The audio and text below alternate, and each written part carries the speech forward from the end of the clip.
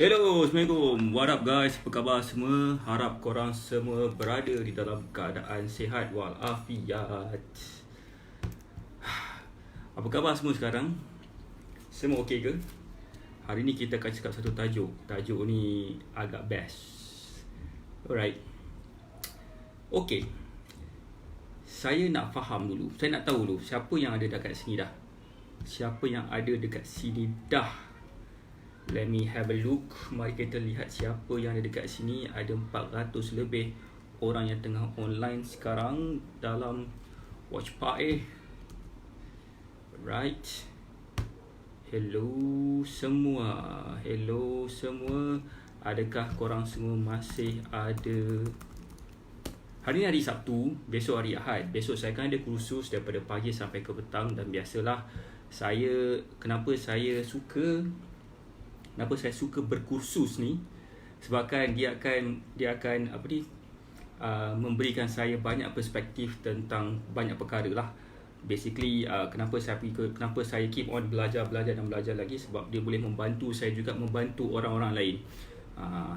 Okay, kenapa saya suka juga pergi kursus, sebabkan saya tahu ramai orang sini nak tahu satu benda, tapi diorang punya solution adalah dengan cara menggoogle sahaja kan. So bila kita tengok cara Google ni tak really membantu sangat mana pun. Jadi saya rasa terpanggil untuk pergi ke banyak kursus, kelas-kelas dalam banyak punya kelas lah.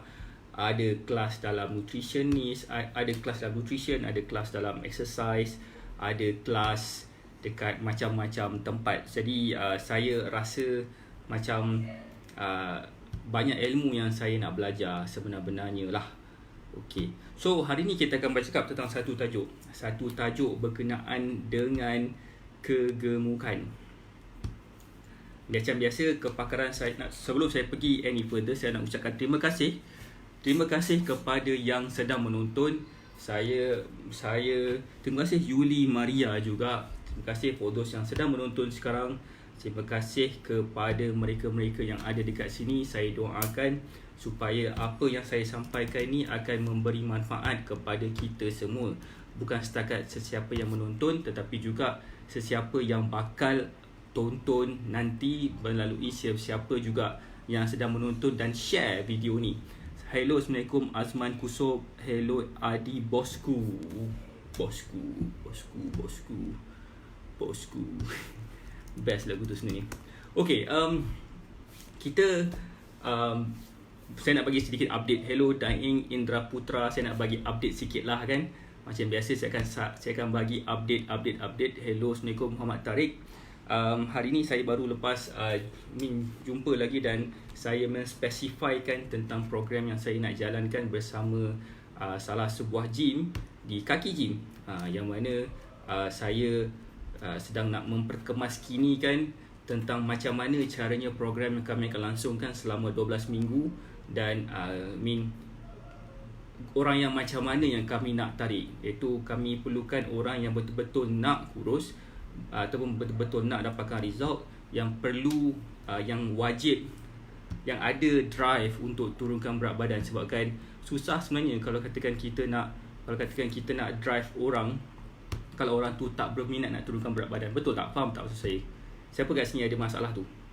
Siapa kat sini yang mungkin rasanya macam dia nak tolong orang, nak turunkan lagi ramai orang, turunkan berat badan ramai orang, tetapi unfortunately tu tak nak dibantu untuk turunkan berat badan. Jadi apa yang saya boleh buat ialah saya just boleh sampaikan apa yang saya boleh sampaikan, tapi kalau diorang tak nak ikut is up to them lah. Itu yang biasanya mana-mana orang yang cuba, mana-mana coach yang kat luar sana yang nak cuba bantu orang, tapi kalau mereka tak nak dibantu, so what is the point pushing them too hard? Kita just boleh marah, kita just boleh cakap apa masalah kau ni kan. Kita just boleh highlightkan why on earth they sign up with us in the first place. Tapi kalau mereka sendiri tak rasa macam mereka perlukan sesuatu perubahan dalam hidup mereka dan kita tak boleh buat apa-apa, setuju tak apa saya cakap? Sebelum tu saya nak buka lampu sekejap. Ting. Oh, lama cerah pula. Hello, Assalamualaikum semua. Hello Razali Deraman, thank you. Hello Badrul Johari, hello Zikri Hakim. Hello semua yang ada dekat sini. Yang ada dekat sini, saya doakan korang semua berada di dalam limpah kurnia Allah Subhanahu Wa Taala hendaknya. Okey, hari ni kita punya topik agak best hari ni. Dan saya rasa seronok bila bercakap, bila ramai orang yang ada kat sini sedang menonton. Saya nak cakap terima kasih banyak-banyak sebabkan memberi saya support. Memberi saya support sehingga ke hari ini. Saya just nak bagi tahu bahawasanya kepakaran saya adalah membantu mereka yang ada masalah berat badan supaya kembali slim, supaya mereka kembali kelihatan lebih berkeyakinan dan berketerampilan, supaya mereka kalau lelaki ni nampak lebih maskulin, yang perempuan ni nampak lebih nampak lebih muda lah, basically nampak lebih muda. Sebabkan bila gemuk ni, bila orang ada masalah berat badan ni, masalah mereka yang paling ketara ialah mereka punya muka tu sendiri dah menarik orang untuk macam tak apalah, aku tak nak kawan dengan kau lah, macam tu. Faham tak? Saya bukan nak mencaci, saya bukan nak kata apa-apa, tapi this is the fact. I'm sorry kalau kata korang ada masalah berat badan, tapi kalau korang ada masalah berat badan, saya bantu. Saya ada tim saya juga yang akan bantu anda untuk menurunkan berat badan. Dan saya akan adakan kelas, saya akan adakan kursus, saya adakan macam-macam benda. Saya pun tengah buat e-book. Sebenarnya siapa-siapa yang berminat dengan e-book saya untuk tahu 12 tips untuk kurus, boleh PM saya juga dekat dalam Facebook page saya. Boleh tekan button WhatsApp tu. Saya akan terus ke dalam phone saya akan tengok siapa yang berminat. Saya akan bagi e-book tu secara free of charge. Mereka bertanya, ada orang tanya sebenarnya, kenapa sebenarnya kau beria sangat nak tolong orang untuk menurunkan berat badan? Thank you Daing Indra Putra. Setuju kan? Thank you. Hello Zalila Khailani. Wah, saya rasa agak seronok bila ramai orang sedang menonton saya ni. Okey, macam saya cakap tadi, saya tengah buat e-book. Mereka bertanya, ramai orang sini bertanya kepada saya, kawan-kawan saya especially kan, bro, kenapa kau beria sangat nak buat benda ni? Kenapa saya beria sangat nak buat benda ni? Sebab pertama sekali, this is my passion. Fitness ni is my passion. Dan kedua, saya tahu banyak perkara tentang bagaimana bantu orang untuk turunkan berat badan. Itu nombor dua. Dan ketiga adalah, ini adalah satu perjuangan saya juga kepada komuniti. Dan keempat, saya nak menjadi orang yang lebih baik. Sebab hadis ada sebut, sebaik-baik manusia adalah manusia yang memberi manfaat kepada orang lain. Dan this is my way untuk portraykan memberi manfaat kepada orang lain itu dengan cara membantu mereka-mereka yang ada masalah berat badan. Kenapa orang sini? Kenapa orang Malaysia? Sebab Malaysia, for your information, adalah negara yang paling obese sekali di Asia Tenggara. Macam best tak jadi orang Malaysia ni, sebab dia paling obese sekali kat Asia Tenggara. It might be you, it might be your friends, it might be your family, it might be your parents, it might be your siblings, it might be your spouse kan. So statistik ni menunjukkan bahawa Malaysia mempunyai orang adult yang paling tinggi sekali kadar obesiti dia. Dalam 100 orang, 47 orang yang ada masalah obesiti. Jadi saya nak memperjuangkan apa yang saya tahu ni supaya ramai orang akan dapat turunkan berat badan mereka. Ada satu kajian daripada Dr. Imelda Bacin yang mengatakan dalam dekat rakyat Malaysia ada 32 juta, 44% daripada population adalah orang yang obese. We are the fattest nation in Southeast Asia seperti mana saya cakap tadi. Meanwhile, Vietnam has a population of 96 million, but only 10% of population is obese. Macam ni? Vietnam is slimmest nation in Southeast Asia. What did I learn today? Apa yang aku belajar hari ni? Benda yang saya belajar hari ni ialah there is no McDonald in Vietnam. Betul atau tak betul saya tak pasti, but this is fakta yang menunjukkan bahawa Malaysia punya population adalah population yang paling obese sekali di Asia Tenggara. Saya ulangi, negara yang paling obese sekali ke Asia Tenggara, babe. Jadi itulah yang saya nak buat. Saya buat live fitness Q&A. Siapa yang nak bertanya kepada saya any question, macam mana cara nak turunkan berat badan dan sebagainya, kita boleh bercakap dekat sini. Itu pertama. Saya juga share topik-topik macam hari ini kita akan cakap pasal buncit, macam mana caranya buncit tu boleh jadi, macam mana caranya untuk kita selesaikan masalah buncit ni. Itu yang kedua. Yang ketiga juga saya akan saya macam biasa kita akan buat fitness Q&A lah, dan topik yang kita hari ni kita akan cakap tentang kebuncitan. Jadi for those yang ada any soalan untuk ini soalan berkenaan dengan nak turunkan berat badan ke apa ke, so feel free to ask. Sama ada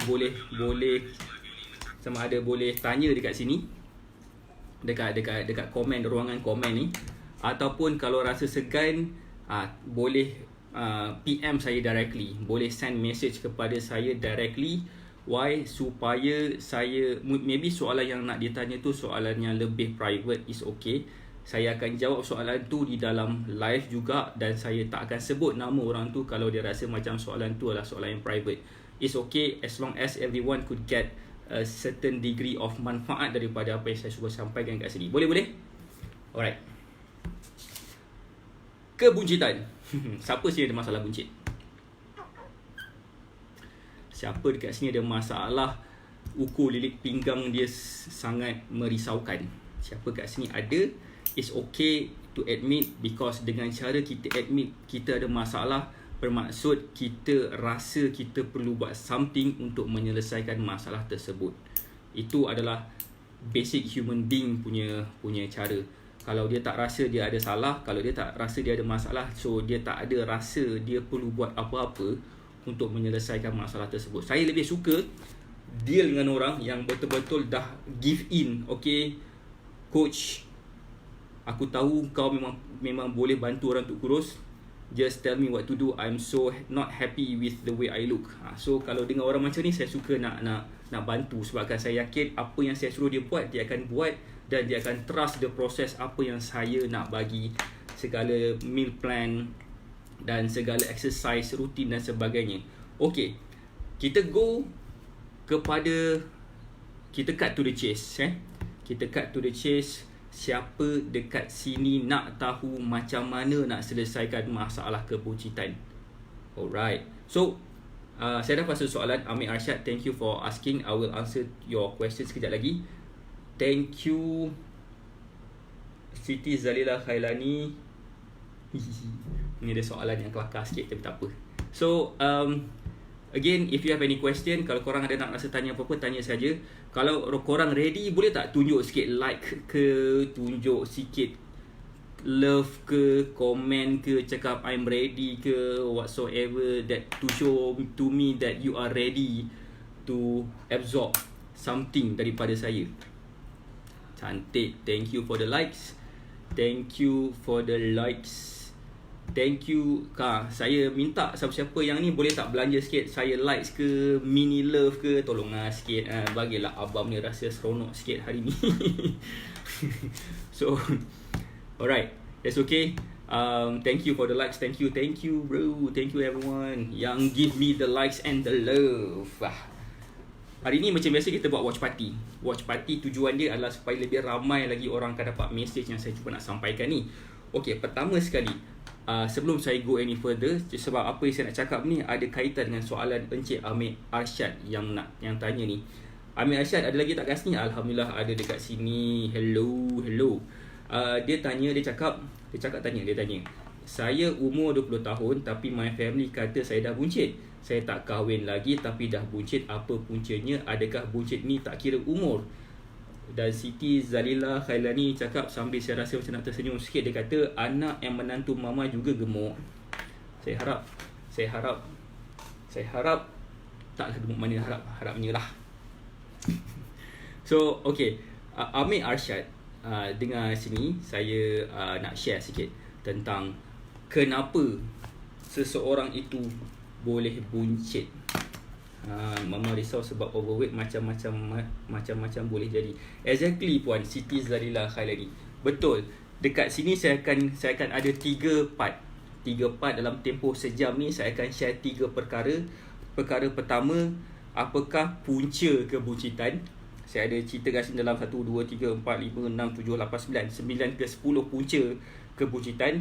Kedua, saya akan cover juga masalah yang masalah yang ada kepada orang yang ada kepada kebuncitan.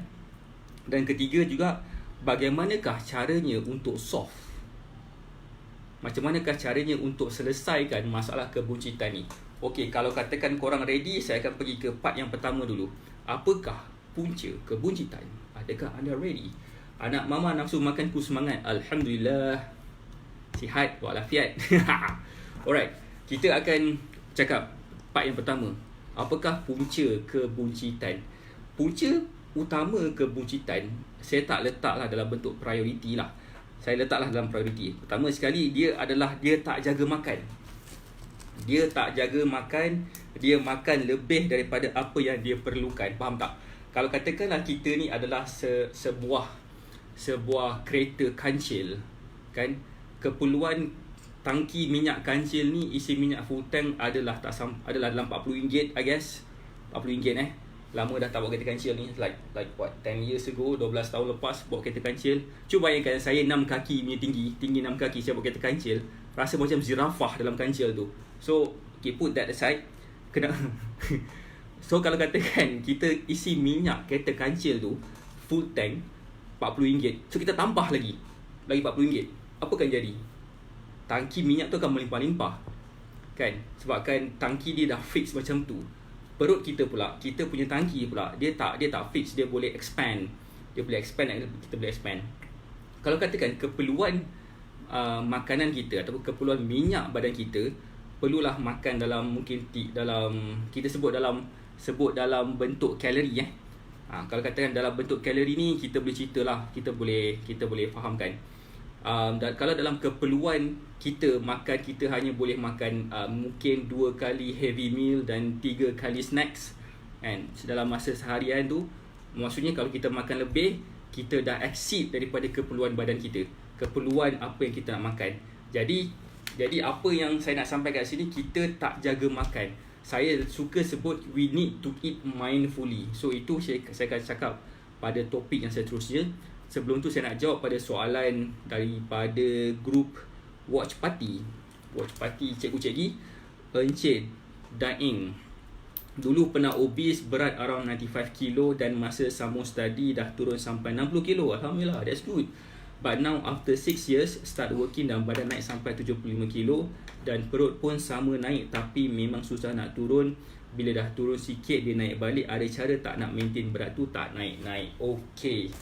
Okey, kita akan jawab soalan Encik Daing Indra Putra ni pada part yang ketiga dalam live kita ni. Macam saya cakap tadi, part yang pertama kita akan bercakap tentang apakah punca kebuncitan. Part yang kedua tadi kita akan cakap tentang masalah yang biasa dialami kepada orang yang ada masalah berat badan, kebuncitan ni. Dan ketiga, macam mana cara nak solve. Yang part soalan ni saya nak cerita macam mana cara nak solve, sebab saya rasa ramai orang nak tahu apakah solution dia. Sebelum kita tahu apakah solution dia, kita kena tahu apakah masalah tu sebenar-benarnya. Betul tak? Sebab lepas kita kenal pasti apakah masalah kebuncitan ni, okay? Pijamas. Bila kita dah tahu apakah masalah kebuncitan ni, kita akan tahu macam mana caranya untuk kontrol. Faham tak? Kalau katakan kita tahu kita ni demam sebab kita mandi hujan, so solution ni jangan mandi hujan. Macam itulah dia punya cerita dia, kan? Encik Puan Fika Syafika, pijamas berapa RMC? Alamak, sorry lah sis, saya tak jual pijamas lah. Saya tak jual baju tidur lah. Saya jual saya tak menjual. Saya membantu orang untuk turunkan berat badan. Itulah kepakaran saya dan saya perjuangkan benda ini sejak daripada tahun lepas lagi. Daripada awal tahun ni, sorry. Ini kadang masuk tahun 2020 dah. Alright.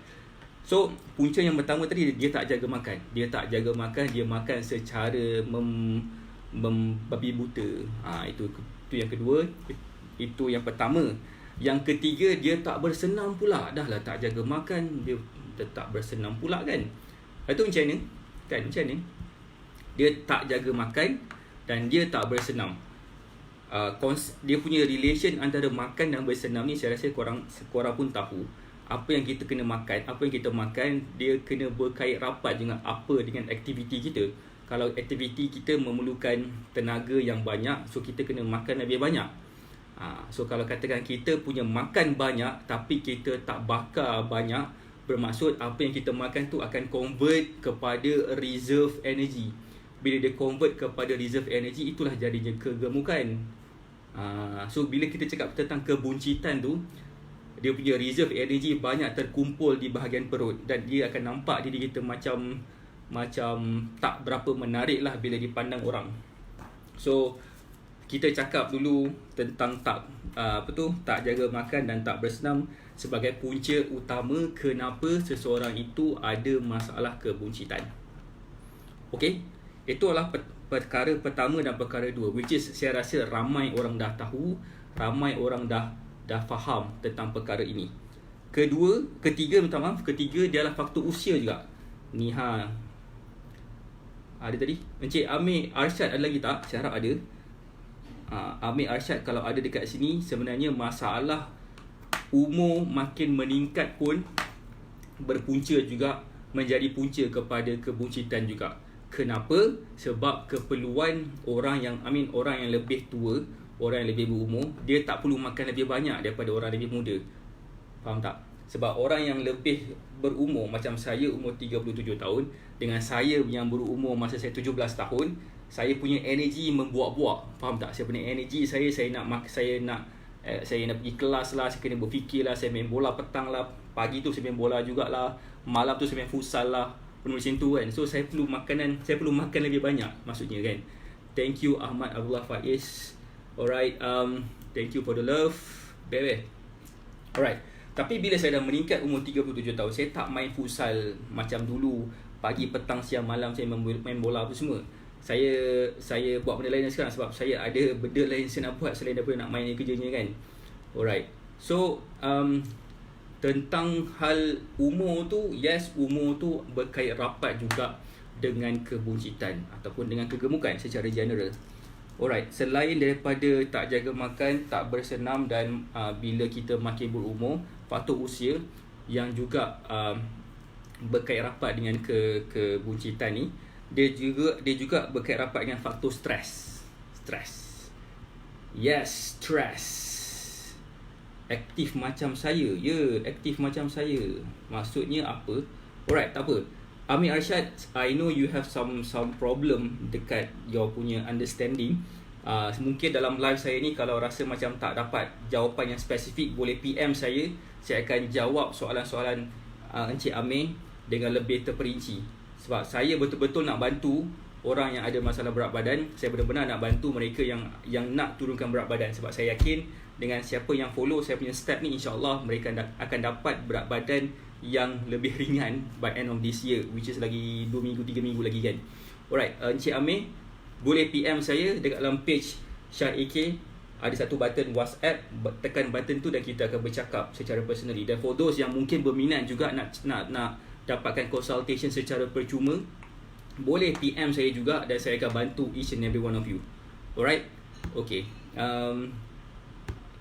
Mana tadi? Okay, itu yang ketiga. Keempat tadi faktor usia.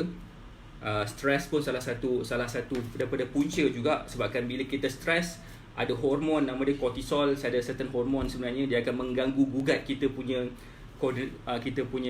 biochemical dalam badan dan sudahnya dia akan jadi pada kegemukan lah. Jangan tanya macam mana secara saintifiknya benda tu berlaku, sebab kalau saya cerita saya sendiri pun tak faham, mungkin tergeliat lidah nak explain.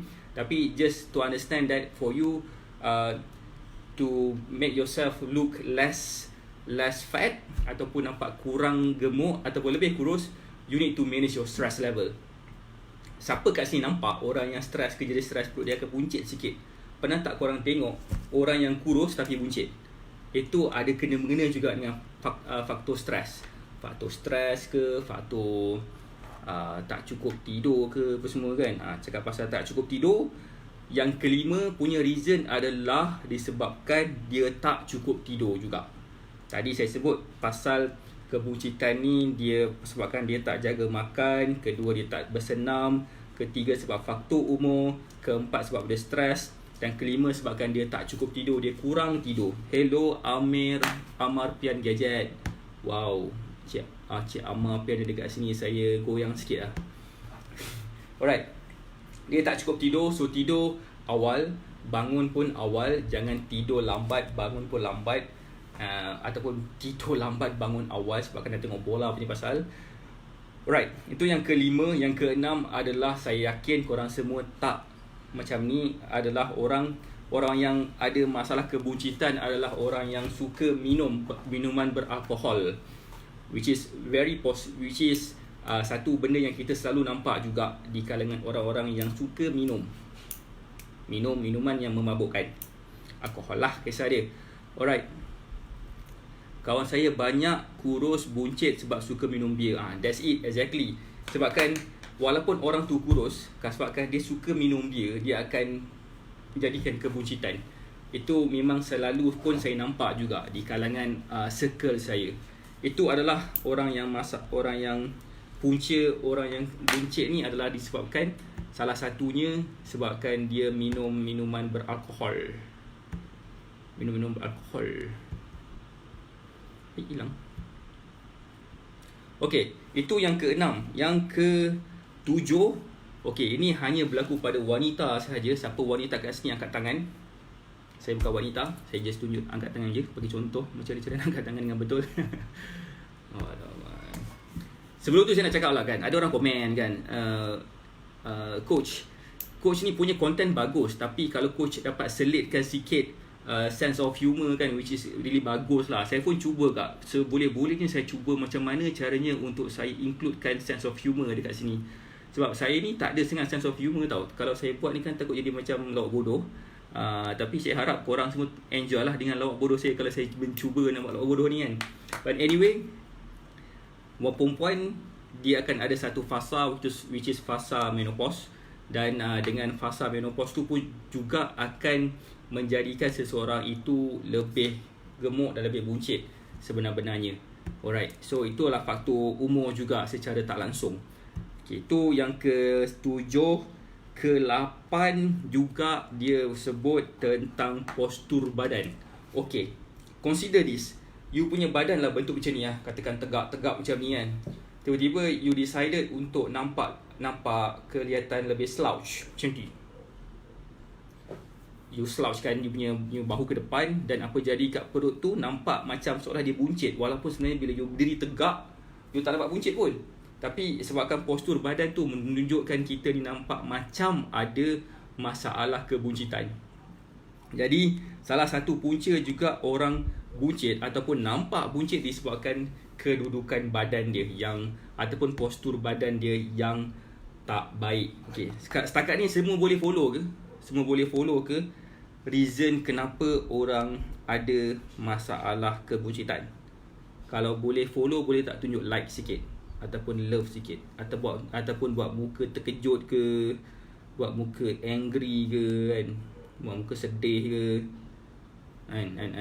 So kalau boleh saya sambung lagi, tapi saya nak tahu lah juga, saya nak tahulah juga sekiranya ada orang kat sini yang ready nak tahu point yang last sekali, kenapa seseorang itu buncit.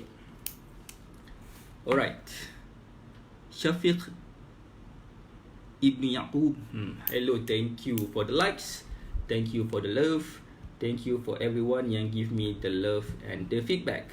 Okay, the last, this is not the last sebenarnya, tapi this is antara penyebab kebuncitan adalah pada bakteria dalam usus. Bakteria dalam usus ni boleh jadi sebab kita makan makanan yang tak betul, kita makan makanan yang tak sihat ke apa ke, mungkin kita tak makan probiotik ke prebiotik ke untuk membantu badan kita lebih kurang susceptible kepada apa tu,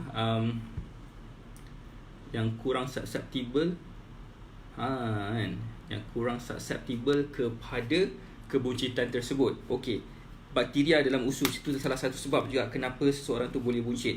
So now, itu saya dah habis dapat yang pertama. Saya repeat balik, siapa-siapa yang baru masuk, hello Amir Rizal Rashid, hello semua. Alright, siapa punca seseorang itu mengalami kebuncitan pertama sekali adalah disebabkan tak jaga makan, tak bersenam, faktor usia makin meningkat, stres tak terjaga, kelima sebabkan kurang tidur, keenam disebabkan minum minuman yang beralkohol, ketujuh disebabkan wanita yang menopause, ke-8 disebabkan postur badan yang slouch ataupun membongkok, ke-9 adalah disebabkan masalah bakteria di dalam usus. Okey. Now, apakah masalah yang orang yang ada masalah buncit ni alami? Saya rasa korang semua pun tahu, tapi saya just nak recap je apakah masalah-masalah yang bakal ada ataupun yang mungkin akan ada, mungkin dah ada pun pada orang yang ada masalah kebuncitan ni, ataupun secara generalnya masalah kegemukan. Pertama sekali, dia ada high cholesterol. High cholesterol tu bermaksud saluran darah dia macam sempit sikit sebabkan faktor ada lemak-lemak ke dan sebagainya. Hello Afrizal Asbi. Dia ada high blood pressure, so dia berkait rapat juga dengan high cholesterol tadi tu. Bila katakan dia punya saluran darah dia macam sempit, so dia punya blood pressure pun akan meningkat sebabkan jantung dia terpaksa berdegup lebih kuat lagi untuk sampaikan darah ke seluruh tubuh badan. Terima kasih hati yang luka. Saya memang comel. Terima kasih banyak. Maybe cap saya ikut. Terima kasih comel. Yang ketiga punca dia adalah diabetes. Almost 90% orang yang ada masalah kencing manis ni sebabkan dia punya ukur lilit pinggang dia adalah sangat besar. Okey. Yang kelima adalah penyakit jantung ataupun stroke. Okey, saya akan menjawab soalan daripada Encik Dani Johannes. Saya buncit, ada hernia dah lama, lepas tu nak bersenam pun susah sebab asyik pasang je. Ada tak cara lain untuk hilangkan buncit ni? Okey, ada. Alright. Thank you for the questions.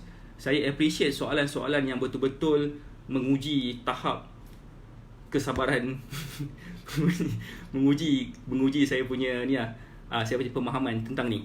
So Encik Dani, kita dah cakap tadi tentang apa punca orang tu buncit, dan kita juga cakap tentang masalah, apakah masalah yang maybe akan dialami bila seorang tu buncit ataupun gemuk. Dan yang ketiga sekali, kita akan cakap tentang macam mana cara nak solve, macam mana caranya nak solve masalah buncit ini. Alright, Ahmad Abdullah Faiz, punca buncit sebab dia sumpah. Allah, aku tak dapat nak tolong lah masa tu kena sumpah. Okay, Danny, just listen to this very careful. Kalau katakan siapa tadi nama dia, Encik Amir Arsyad, ada lagi tak kat sini? Okay, kalau ada, just listen to this careful because I'm going to go to how to solve masalah kebuncitan. Siapa ready nak tahu macam manakah caranya untuk selesaikan masalah kebuncitan?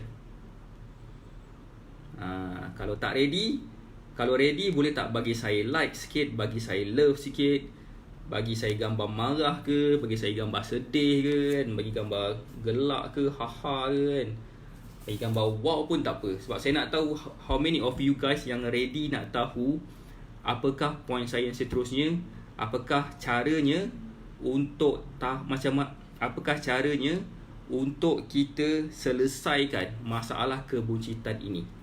Thank you for those yang bagi saya love dan likes. Saya akan bagi tahu the next approach. Thank you Muhammad Izwan Osman. Alright, hi. Okay. Now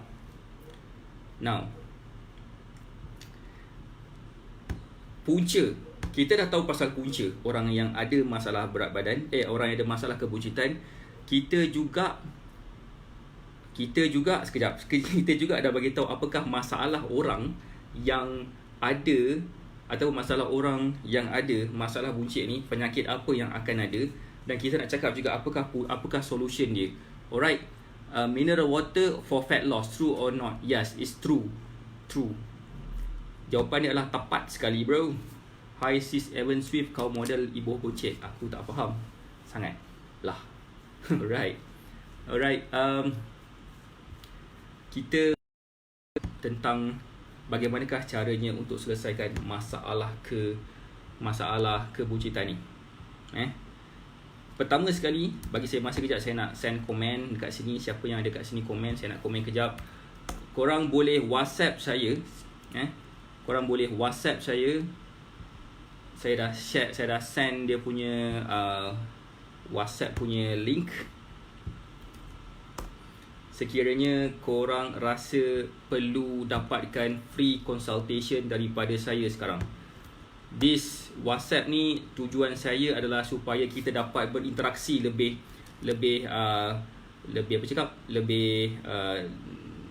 personalized. Sebab lain orang lain cara dia, lain orang lain cara exercise dia, seperti mana soalan yang ditanyakan oleh Dani Yohanes.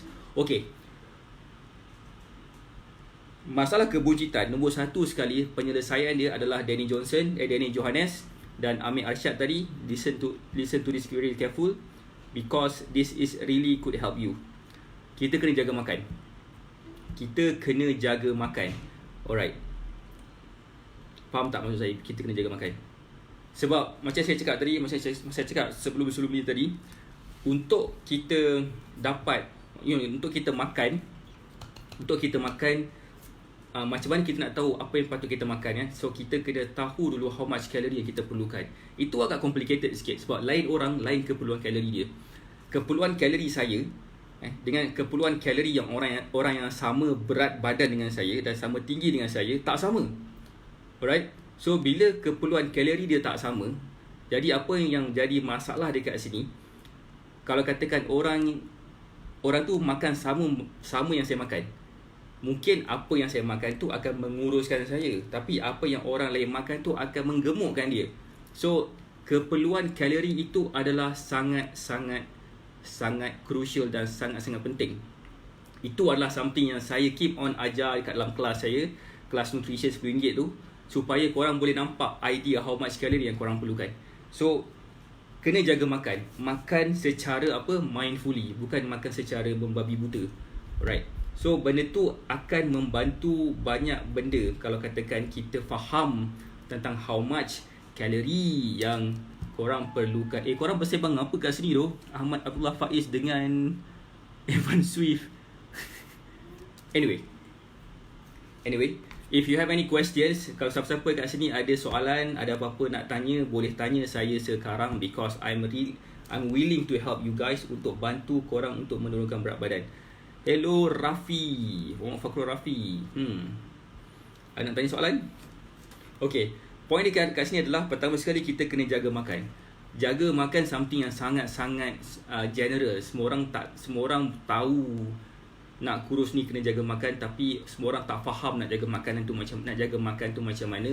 So korang kena faham konsep kalori, korang kena faham konsep how much calorie yang korang perlukan, dan korang kena tahu macam mana cara nak track kalori pada makanan.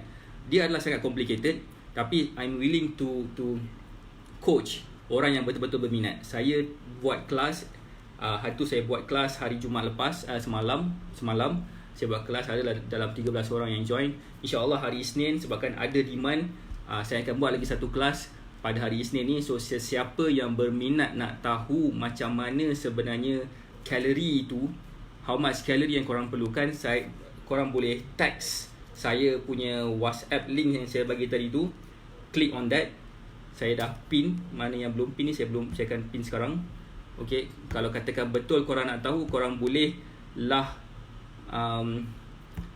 WhatsApp saya, dan kita akan bercakap lebih lanjut tentang kelas pada hari Isnin ni jam 8.30 ke 9.30 malam. Alright, itu adalah sangat penting supaya korang boleh tahu how much calorie yang korang perlukan, dan korang senang nak jaga pemakanan. Itu yang pertama. Kedua adalah exercise yang tersusun. Untuk Mr. Danny Johannes. Okay, untuk sesetengah orang yang ada herniated disc, macam setengah orang yang ada masalah pinggang ke, masalah tulang belakang ke, okay, there are specific exercise yang boleh digunakan. Sebab exercise yang melibatkan tulang belakang, dia akan dampen sikit sebenarnya proses untuk mengempiskan perut yang buncit. Hanya ada beberapa exercise yang boleh buat saja, ataupun cara yang boleh buat saja untuk boleh dapat berat badan yang lebih baik.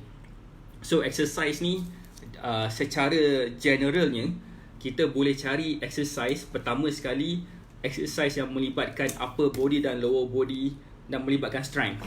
Faham tak maksud saya? Contohnya macam bila kita exercise, kita kena pastikan kita test kedua-dua strength daripada lower body dan upper body kita. Contohnya macam squat kan? Siapa tahu squat kat sini? Kalau tahu squat tu apa, boleh tak tunjuk light sikit squat tu apa? So siapa yang berminat nak tahu, nanti insyaAllah next week bila aku train leg lagi, hari Rabu saya akan tunjuk macam mana cara squat dengan betul.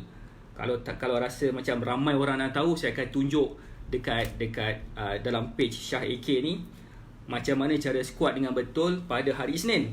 Tapi bergantunglah kepada sesiapa yang berminat. Kalau berminat tu, dia akan tunjuklah like dia akan belanjalah sikit, love ke apa kan. Tu ada dia orang-orang yang berminat nak tahu. Hello Ezwan Osman. Okay, so bila yang melibatkan strength training daripada upper body dan lower body, selain daripada squat, dia ada deadlift, dia ada pull up, dia ada push up, dia ada bench press dan sebagainya. Tapi setengah orang tak boleh exercise yang macam tu sebabkan masalah tadi tu saya sebut tadi, herniated disc. Right, herniated disc ni maksudnya masalah tulang belakang. Betul tak? Tulang belakang kan? Saya tak boleh lari, jogging, angkat berat, senaman apa yang ringan Okay. Alright, untuk pengetahuan Encik Danny Johannes, selain daripada jaga makan ataupun eat mindfully, Encik Danny, I really appreciate that if you could click on that link, sebabkan saya nak ajar something yang lebih spesifik, macam mana caranya untuk exercise orang yang ada masalah pinggang atau masalah herniated disc. Saya tahu tak boleh lari, tak payah jogging, tak payah angkat berat. Okay. Ada benda yang lebih ringan lagi yang sebenarnya boleh dilakukan. Contohnya macam angkat dumbbell, ataupun just buat apa tu? Inguinal hernia. Sekejap, saya pun tak pasti. Inguinal hernia. Alright, saya pun tak tahu ini pada bahagian mana pada perut. Okay, betul kat perut kan? Kat perut kan? I see. Okay, dah faham. I thought herniated disc. Okay, sorry about that. Saya salah faham kat sini. Okay, saya dah faham. Yang masalah itu adalah masalah dekat bahagian intestine. Ada weak spot in the abdomen resulting to bulge. Can be painful, especially when you cough, bend over or lift a heavy object. Betul kan? Alright. Okay. Untuk Mr. Danny, please click my WhatsApp link. Sebab bagi saya masa sikit nak faham dulu apa yang patut saya faham dulu pada masalah ni. Because this is my first time jumpa someone yang ada masalah inguinal hernia. So kalau katakan boleh klik that link, kita akan bercommunicate lebih personalized lagi, like macam mana caranya untuk bantu dari sudut pemakanan, dari sudut nutrition dan dari sudut exercise. Dan sekiranya berminat dan kita akan talk further tentang your exercise activity, InsyaAllah saya akan cuba bantu Mr. Danny sebaik mungkin saya. Alright. Bagi saya masa untuk faham dulu tentang link tentang inguinal hernia ni. Alright, it's very interesting case. Very interesting case. Alright, thank you Al-Fateh Ceras BTR. Thank you for keep on watching my live video. I really appreciate that and I notice you always be with me. Thank you for the support, bro. Okay. tadi kita cakap tentang exercise yang tersusun. Exercise yang tersusun ni lain orang lain cara exercise dia. Lain orang lain cara dia patut workout. Itu yang pertama. Kedua, tentang jaga makan. Semua orang boleh jaga makan. Semua orang kena jaga makan, nak atau tak nak, suka atau tak suka. Sebab benda tentang jaga makan ni something yang macam mana tau. Bila kita meningkat, makin usia kita makin tinggi, makin meningkat, kita punya pemakanan kena ubah daripada tahun ke tahun. Especially bila berat badan kita dah berubah. Macam berat badan saya dalam awal bulan 9, hujung bulan 9 hari tu was 91 kilo. Dan saya diet dan saya exercise. Now sekarang ni saya dah berat badan saya 85 kilo. Alhamdulillah, dalam berat badan yang saya turun tu, body fat percentage saya daripada berapa persen lah, turun lah ke 45%. Sekarang ni dah 17%. Awal ni dah 21-22% lah.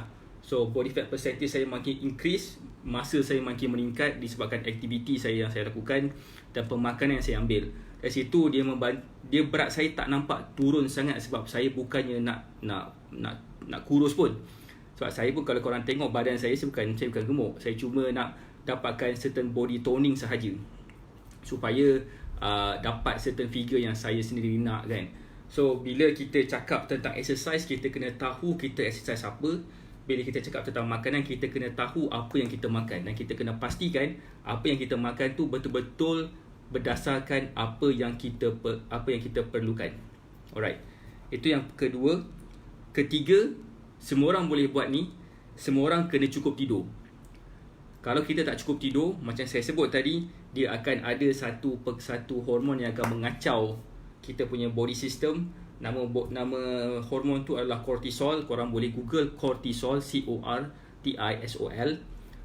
Hormon tu akan mengganggu diri kita. Dan hormon tu juga adalah orang panggil sebagai bad mood hormone or something. Hormon yang jahat. Dia akan bagi kita rambut lebih gugur, perut kita lebih buncit, lebih gemuk, stres kita makin huru-hara dan sebagainya. So benda tu adalah something, caranya untuk kita untuk hindarkan masalah itu adalah dengan cara cukupkan tidur. Cukupkan tidur dan hindari stres. Okey, stress management. Cukup tidur ni senang. Kita boleh control dengan cara mungkin dengan cuba avoid tengok phone. Cuba avoid tengok phone.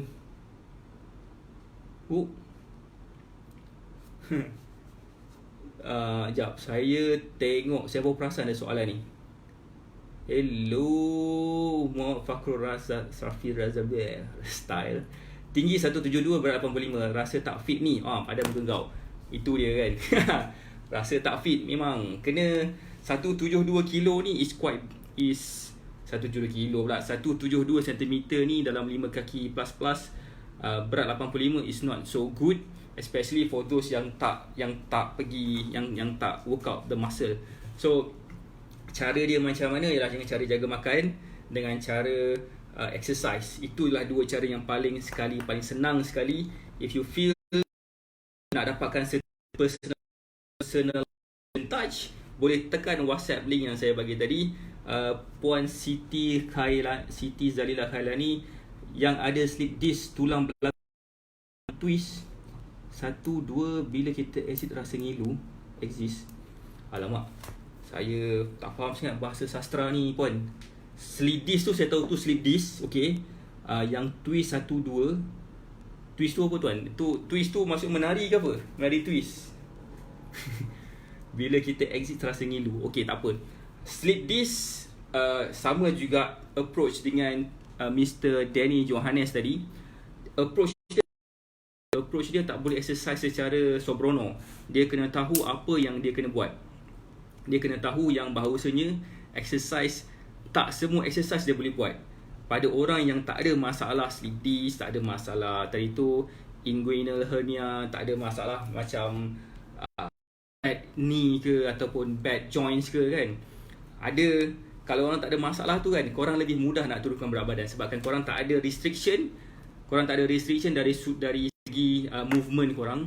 Korang tak ada restriction dari segi strength korang. Faham tak maksudnya? Kalau belakang tak ada sikit kaki, korang boleh lift heavy. Korang boleh lift heavy, tak kisah lelaki atau perempuan. Maksudnya saya tak expect lah kan sebenarnya bila saya train perempuan dia boleh lift sampai 100 kilo, 120 kilo macam orang yang bodybuilder ataupun powerlifter buat. Tapi still you can still lift like macam 20 kilo, 30 kilo off the ground ataupun squat dengan 30 kilo, 40 kilo macam biasa kan dengan barbell, because dengan melakukan benda-benda tu semua dia akan membantu juga untuk first menurunkan berat badan, kedua bagi kita punya ukur lilit pinggang makin mengecil. Twist as intern maybe. Kalau twist 1-2 boleh kita adjust 1 kilo. Yelah kot kan. Maybe betul lah kot. Maksudnya twist tu bila bergerak, bila twist macam tu. Alright. Kalau betul saya punya pemahaman ni, betulkan saya. Kalau salah, betulkan saya punya pemahaman puan. Sebab saya pun faham tak faham je sekarang ni. So it's okay. Sesiapa yang ada masalah,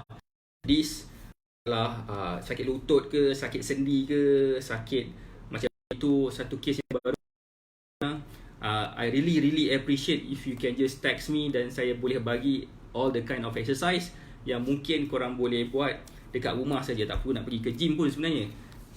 The point is ialah kita kena exercise regardless kita sakit ke tak sakit. Sebab kalau kita sakit, kita just layankan aja kesakitan kita, apa yang jadi, dia akan jadi macam mana tahu? Dia akan jadi macam perkara tu akan jadi bertingkat-tingkat masalah dia. Faham tak? Dah jatuh di tipe tangga pula. Dah lah sakit lutut, sakit pinggang. Lepas tu pula dah tinggi pula, kecil manis pula. Tak ke sedih? Sedih kot. Alright.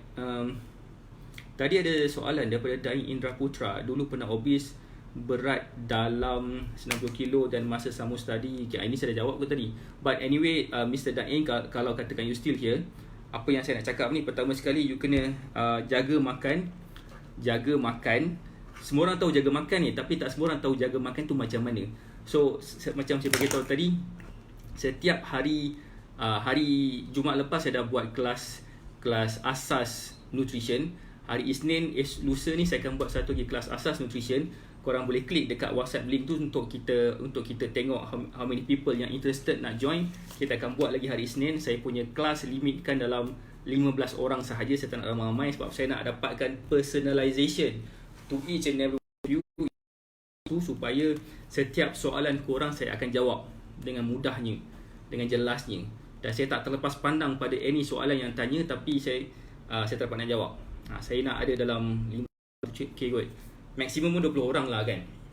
So if you are interested, boleh klik WhatsApp link tu. Kita akan proceed dengan kelas nutrition, kelas asas kurus. kelas kurus. Alright, itulah yang kedua. Ketiga tadi yang saya sebut tadi, cukupkan tidur. Ketiga, hindari stres. Dan kelima, banyak minum air. Saya nak bagi tips sikit yang tak ada dekat dalam ni, untuk mempercepatkan lagi pembakaran lemak korang. Korang nak tahu tak ni? Terima kasih lah Cik Siti Zalina. Like sikit. Korang nak tahu tak satu tips lagi yang tak ada saya sebutkan tadi? Siapa yang follow tips ni dan amalkan selama sebulan, InsyaAllah lah korang akan dapat nampak sesuatu kat situ. Siapa yang nak tahu dekat sini boleh komen atau boleh tunjuk kat saya like sikit. Tunjuk saya like ataupun love sikit. Tunjuklah sikit belanja pun kan. Alright. Siapa nak tahu beberapa makanan saya sebut kat sini? 1, 2,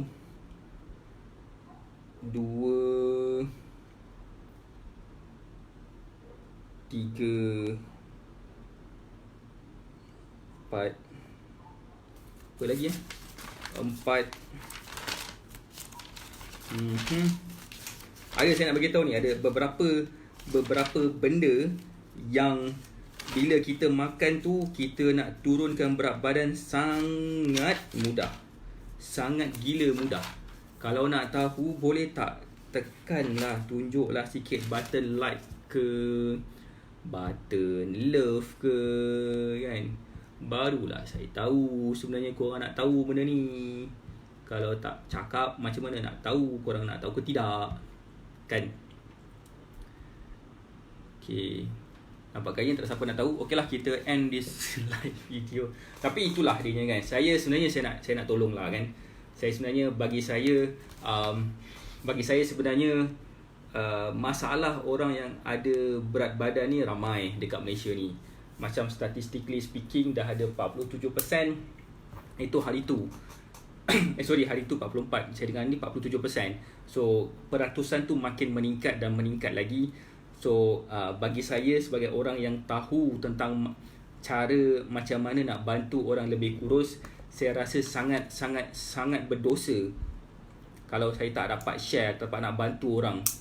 Kalau katakan tak dapat nak bantu orang untuk dapatkan turun berat badan, itu adalah satu bukan setakat komitmen, tapi itu adalah satu benda yang saya kena pastikan saya dapat tolong orang kat situ. Saya nak pastikan bahawa setiap benda yang keluar daripada mulut saya ni bukan benda yang bodoh, tapi benda yang something yang boleh bantu orang yang ada masalah berat badan tu. Faham tak maksud saya? Saya nak pastikan, saya nak bagi all the information yang ada dekat luar sana, saya channelkan kepada korang supaya korang boleh dapat manfaat daripada apa yang saya cuba nak sampaikan kat sini. Jadi that's why saya buat live hari-hari 10 malam. Saya buat Q&A session kepada sesiapa yang berminat nak tahu, nak ada apa-apa soalan yang nak tanya kan. Alhamdulillah ramai juga yang bertanya dekat sini. I really hope you can just support me by follow ataupun follow lah ataupun like my Facebook page Shah AK. Dan saya pun ada buat juga Facebook group Nak Kurus Sihat Cepat, supaya saya dapat approach lagi ramai orang dan lagi ramai orang akan dapat manfaat daripada apa yang saya lakukan. Jadi terima kasih kepada yang memberi saya support. Terima kasih pada those yang tak henti-henti bagi saya semangat untuk saya teruskan benda ni. To be honest, kadang-kadang saya pun rasa down je kan. Kenapa dekat dalam Facebook saya, Facebook Shah AK adalah dalam 4,800 orang, tapi yang tengok live saya ni tak sampai 50 orang pun kan. 50 orang tu paling banyak lah sebenarnya nampak sebelum ni kan. Jadi Alhamdulillah, that's why saya buat watch party, saya share kat group apa semua, sebab saya nak lagi ramai orang nampak apa yang saya buat ni, supaya saya nak lagi ramai orang boleh nampak yang saya boleh bantu diorang. Dan saya benarkan nombor telefon saya disebarkan begitu sahaja supaya saya boleh bantu selesaikan masalah orang kalau mereka ada masalah nak turunkan berat badan. Now, saya nak share lagi. Ada beberapa makanan, beberapa benda yang bila kita minum ataupun makan, dia akan membantu kita menurunkan berat badan lebih cepat. Selain daripada jaga makan, selain daripada kita exercise, selain daripada cukup tidur, kawal stres dan banyak minum air. So, apa yang kita boleh buat selain daripada itu adalah kita boleh campurkan apple cider vinegar ataupun cuka apple di dalam air, letaklah madu sikit ke apa ke, dan kita minum. Buat benda tu setiap malam, insya-Allah dia punya lemak di bahagian perut akan cepat terbakar kat situ. Tu yang pertama. Kedua, selain daripada apple cider vinegar, ini tips tau, ini ramai orang tak tahu ni. Ramai orang sebenarnya macam confused, betul ke ni yang saya bagi confirmation, saya bagi affirmation sekarang ni kan. Itu pertama. Kedua, minum teh dan minum kopi pun dia mempunyai efek untuk membakar lemak lebih banyak. Tapi kena pastikan minum kopi dan minum teh ni jangan letak gula, jangan letak susu. Especially jangan letak susu lemak manis tu kan. Tak berguna pun, macam it cancel each other sekarang ni. So kopi dengan teh adalah satu minuman yang zero kalori dan akan membantu juga membakar lemak lebih banyak dalam perut korang, dalam badan korang. Okay. Nombor 3, apakah lagi makanan yang boleh bantu untuk mempercepatkan pembakaran lemak adalah, kalau korang boleh tulis ni, korang tulis ni. Kalau korang boleh tulis ni, korang tulis ni. Tadi saya sebut tentang apple cider vinegar, campurkan dengan air dan madu, minum setiap malam. Kedua, kopi dan teh, itu pun boleh membantu juga. anything with citric acid? Tak. Anything with citric acid tidak. Ahmad Abdullah Faiz tak. Dia citric acid ni kalau kita consume secara moderately macam makan oren ke tak ada masalah. Tapi if too much nanti perut kita akan jadi acidic, sebabkan dalam perut kita pun dia ada jus gaster ataupun dia akan jadikan perut kita lebih acidic. Okey. Itu yang pertama, apple cider vinegar. Kedua, kopi dan teh, minum tanpa gula dan susu. Ketiga adalah makan makanan yang berhalia. Makan makanan yang berhalia pun boleh juga membantu, sebabkan makanan-makanan yang saya sebut ni, dan akan saya sebut kejap lagi, makanan itu adalah makanan yang ada high thermogenic. Sudah high thermogenic pula kan. Seorang brother ni bagi tahu, coach you kena jadi lebih kelakar sikit bila explain. Tiba-tiba pula aku sebut high thermogenic. Tak ke jenuh nak faham macam ni kan. So point dia kat sini adalah kopi, teh, ada semua cakap yang teh tu ada angin. Well, angin tu tak release diproven secara scientifically. Maaf, tapi bila kita minum teh, kopi ataupun apple cider vinegar ataupun makanan yang ada berhalia banyak, makanan itu adalah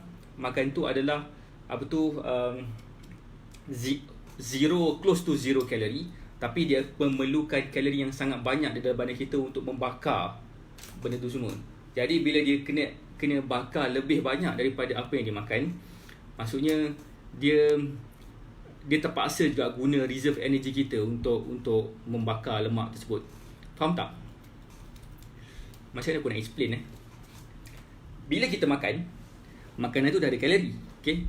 Bila kita makan makanan yang ada kalori, badan kita memerlukan lagi kalori untuk bakar makanan yang kita makan tadi tu. Ataupun setiap makanan tu ada energi, setiap makanan tu ada energi, dan badan kita terpaksa mengeluarkan energi juga untuk bakar makanan yang kita makan tadi, untuk kita consume dan digest dan digunakan sebagainya kan. Alright. So tetapi kalau kita makan makanan yang less calorie ataupun makanan yang ada less calorie tapi high in thermogenic food, badan kita terpaksa mengeluarkan kalori lagi banyak untuk bakar makanan ni. Jadi dia terpaksa bakar daripada reserve energy kita ataupun daripada kita punya lemak untuk selesaikan pemakanan kita makan tu. Faham tak konsep thermogenic food? Itulah dia thermogenic food. Saya sebut tadi tentang apple cider vinegar, kita sebut tadi tentang kopi dan teh. Kopi dan teh without sugar and susu.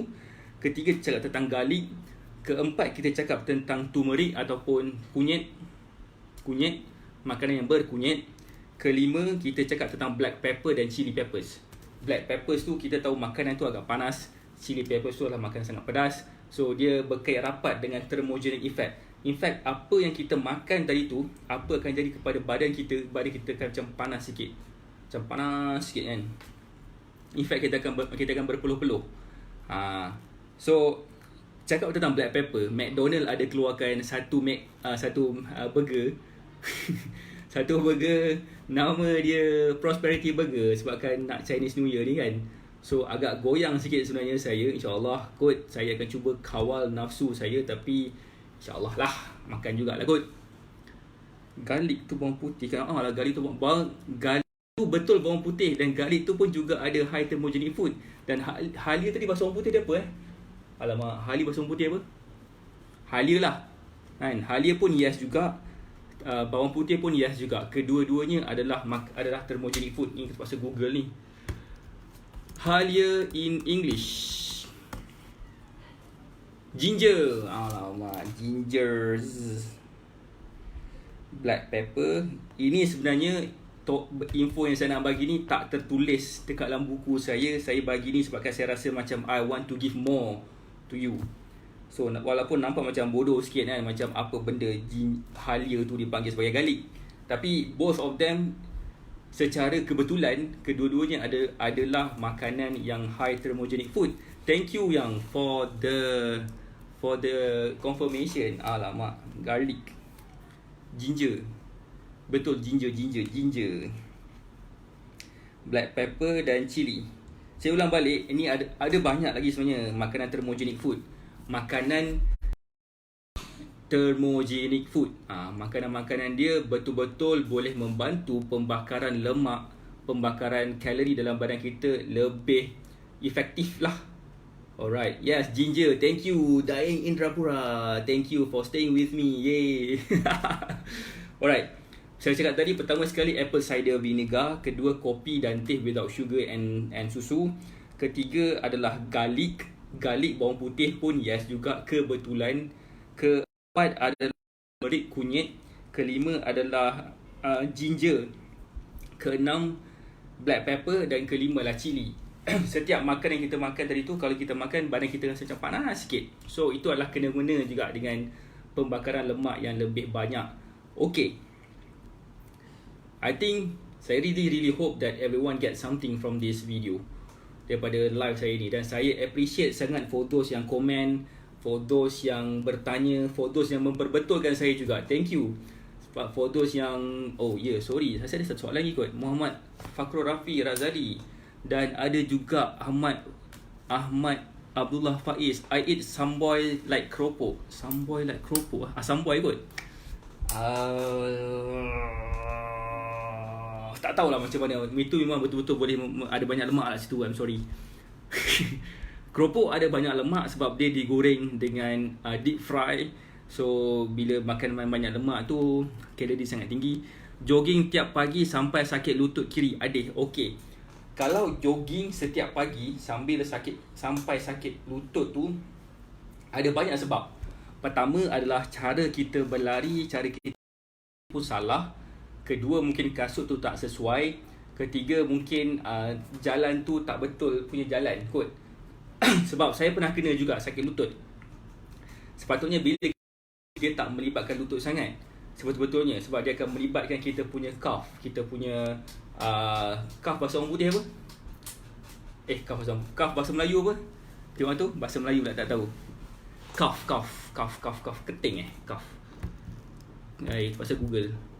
Calf meaning in English.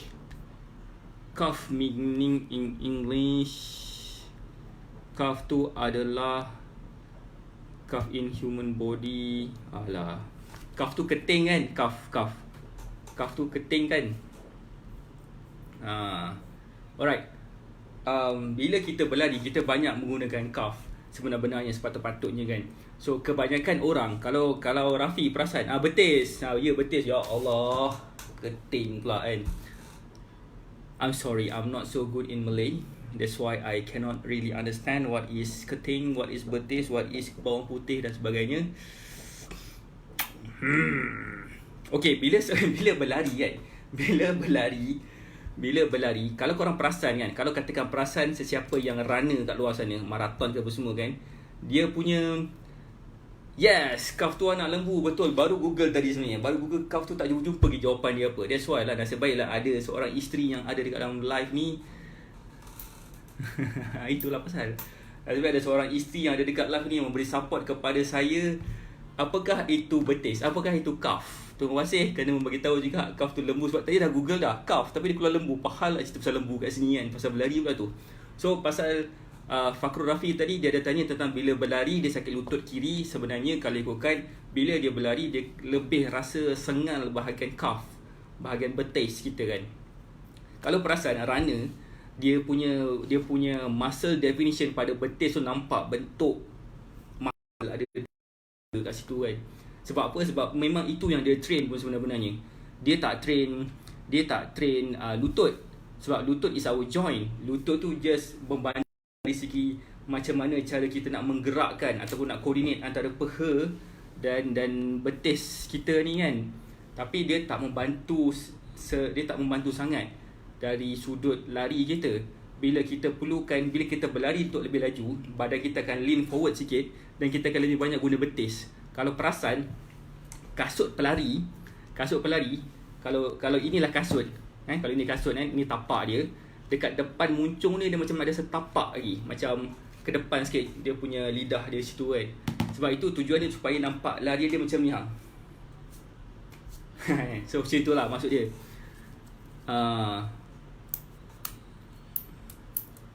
Preserve food. Okay. Macam tadi bila sakit lutut masa berlari, macam saya cakap tadi, ada banyak faktor. Pertama sebab kasut tak kena ataupun mungkin the way kita lari pun tak kena. Kita kena lari, saya tahun lepas saya sakit lutut. Saya injured lutut saya masa saya main bola. Saya bukan injured sebab saya berlari, tapi saya injured main bola disebabkan saya cuba nak twist badan saya tapi kaki saya tak bergerak. Bila perasan kaki saya terpijak kat lubang. So bila saya twist badan saya ke sebelah kanan, kaki saya ni maintain dekat situ, tapak kaki maintain dekat lubang tu, tak bergerak, dia meletup lutut saya. Lepas tu saya tak dapat nak buat aktiviti secara, tak dapat nak main bola sangat lah basically kan. Sebab bila saya berlari saya sakit lutut. Itu kalau dah ada existing injury, that's different story. So you need to know apa sebabkan punca sakit lutut tu. Adakah sebenarnya sakit berlari ke ataupun benda-benda lain. Saya dah bagi beberapa faktor tadi. Mungkin sebab kasut, mungkin sebab cara kita lari tu tak kena, mungkin sebab kita punya track kita pun tak kena, mungkin sebab kita ada injury sebelum ni yang kita mungkin tak perasan. Okay, makan preserved fruits macam keropok tu. Oh, tu apa nama tu? Jeruk ke? Ataupun dried fruits.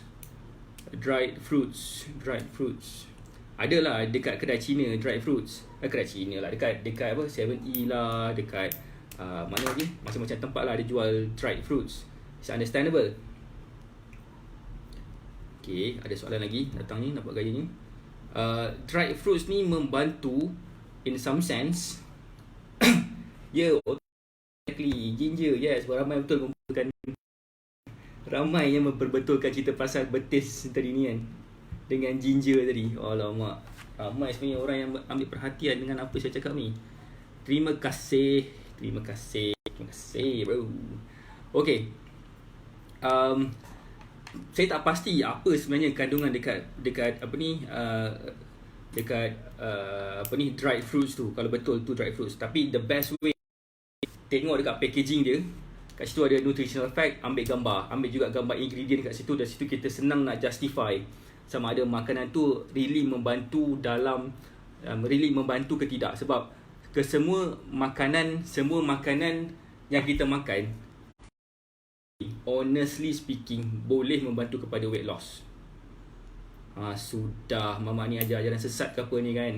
Saya ulang, setiap makanan dan minuman yang kita makan dan minum pun boleh jadi sebagai faktor kepada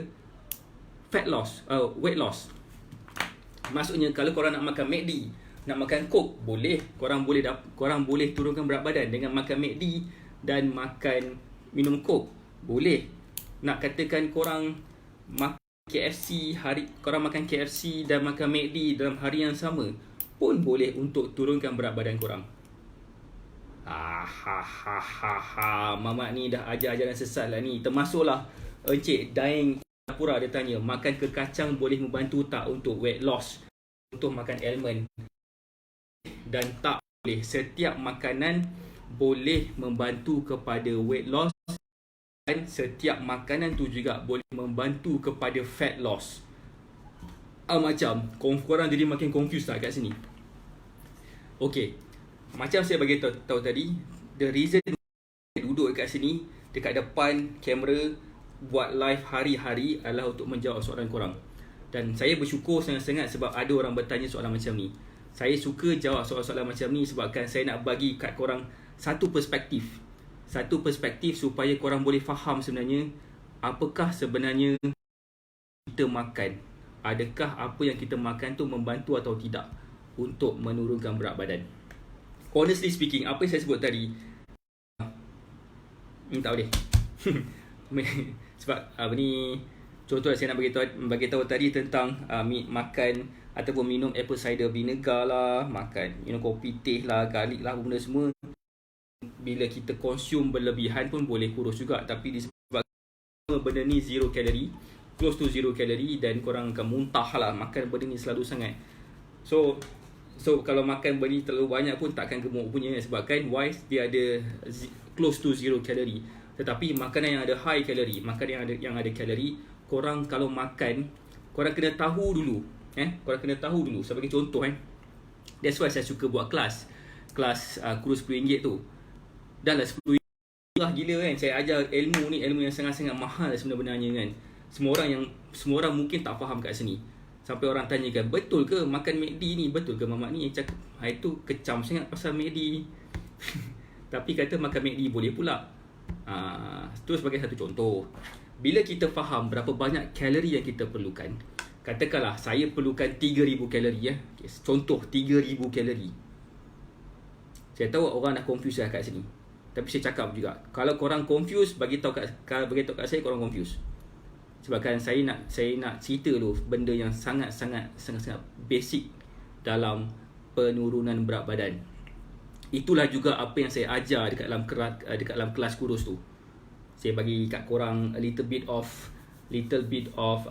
preview sikit Sebab saya suka bila orang bertanya, dan saya bersuka bila kita ada interaksi macam ni Bila kita makan, contohlah bila saya hanya perlukan 3,000 kalori sehari. Sehari 3,000 kalori. Tapi saya makan 2,500 kalori sehari. Dan saya lakukannya secara berterusan selama seminggu berat badan. Regardless apa yang saya makan 2,500 kalori tu. Kalau saya makan McD ke, makan KFC ke, makan kacang almond ke, minum Coke ke, minum Pepsi ke, faham tak maksud saya? As long as you eat below your calorie needs. Macam. Confused tak sekarang? Saya harap korang makin confused.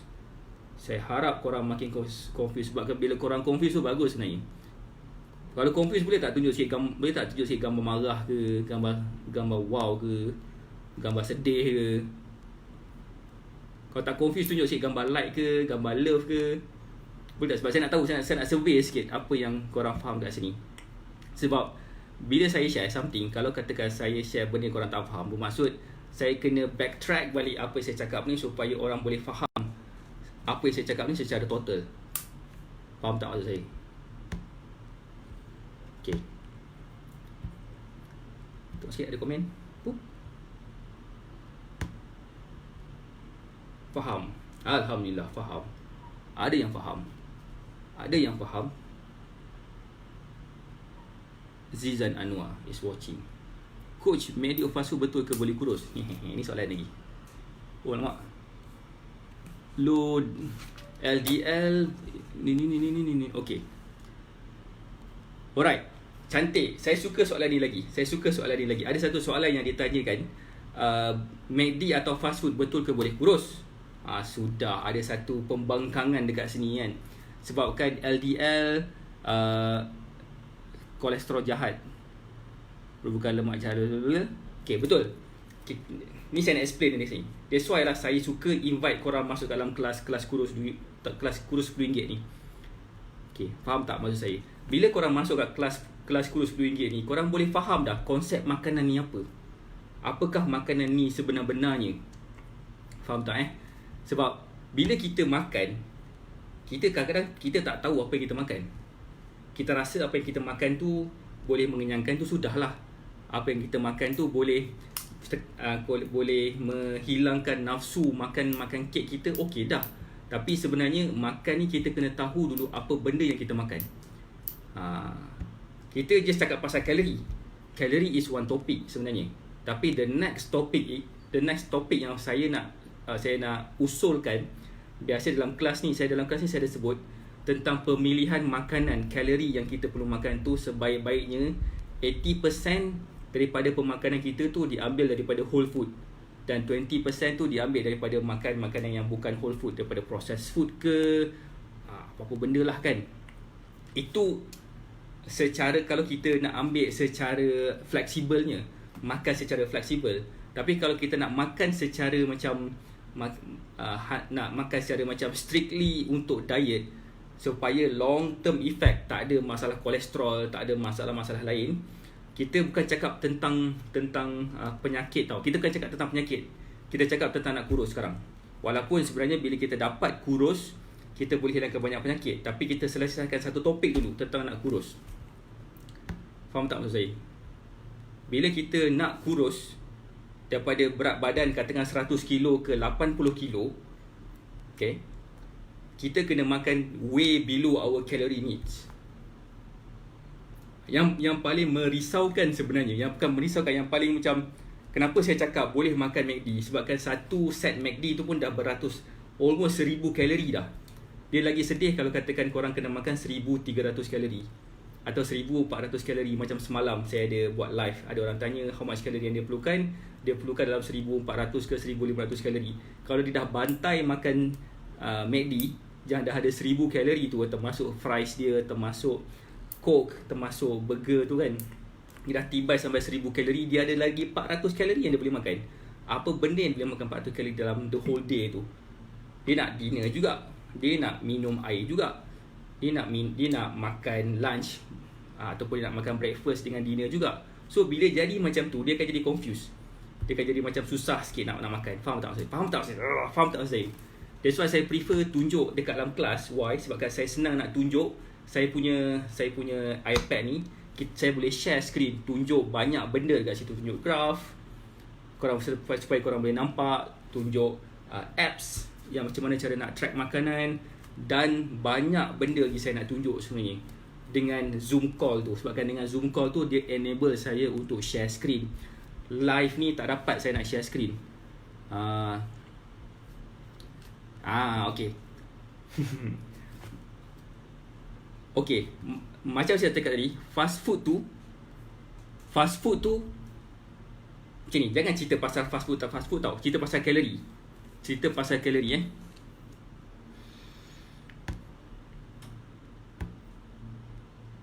Okay, saya ulang lagi sekali. Ada tak kertas sekejap? Saya rajin sikit nak lukis hari ni. Saya ada kertas. Saya nak buat graf sikit. Boleh tak? Siapa sini nak suka tengok graf? Siapa suka sini tengok benda warna-warni? Saya nak tunjuk sikit benda yang berwarna-warni. Okay. Sebab that's why saya rasa macam the best way is that saya tunjuk dengan melalui Zoom call. Kenapa Zoom call? Sebab pertama sekali, sebabnya adalah saya boleh share screen dekat dalam iPad saya. Saya buat satu graf mirror image. Monday, Tuesday, Wednesday, Friday, Saturday, Sunday. Nampak tak graf ni? MTWTFSS tu adalah Monday, Tuesday, Wednesday, Thursday, Friday, Saturday, Sunday. Faham tak? Nampak tak? Kalau nampak boleh tak tunjuk sikit? Like. Cakap nampak ke apa ke kan? Alright. Katakanlah based on calculation, korang memerlukan 2 ataupun 3000 kalori.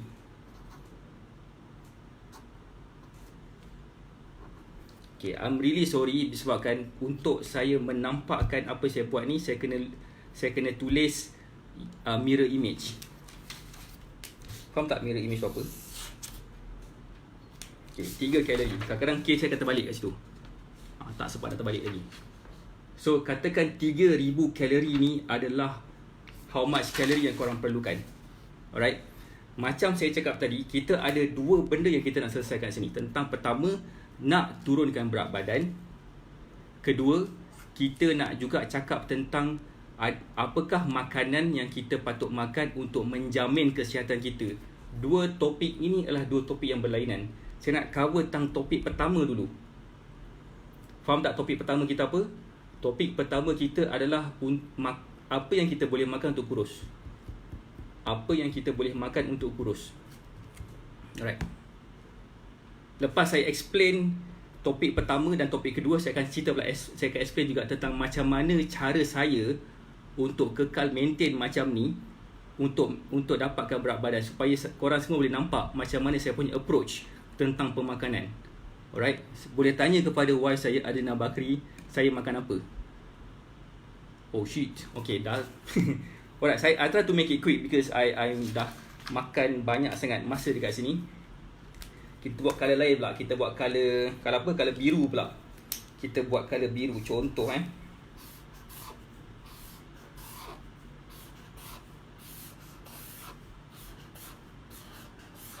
Okey. Saya tengah buat kelas ni. Kelas ni hanya ada pada dalam kelas kurus RM2. Tu. Alright, ni saya dah buat graph Monday, Tuesday sampai ke Saturday, Sunday. Saya dah buat satu line 3000 kalori. Kalau katakan korang perlukan 3000 kalori lah. Kalau katakan korang perlukan 3000 kalori, itu saya buat satu line supaya sebagai reference baseline tentang how much kalori yang korang perlukan. Okay, let's say on Monday korang makan below 3000 kalori. Tuesday, Wednesday, Thursday pun korang makan below 3000 kalori.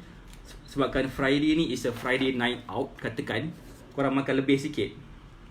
Korang makan katakan 3500 kalori. Contoh. Dan hari Sabtu, Ahad korang cover balik untuk makan kurang daripada kalori yang korang perlukan. Alright. Kalau katakan korang perlukan 3000 kalori, on average korang makan 2800 kalori. Soalan, adakah korang akan kurus? Saya ulang. Korang perlukan 3000 kalori. Korang perlukan 3000 kalori untuk turunkan berat badan, katakan. Ataupun untuk maintainkan berat badan. 3000 kalori yang korang perlukan untuk maintain berat badan. Dan secara average, setiap hari korang makan secara average 2800 kalori. Adakah korang akan kurus? Saya ulang.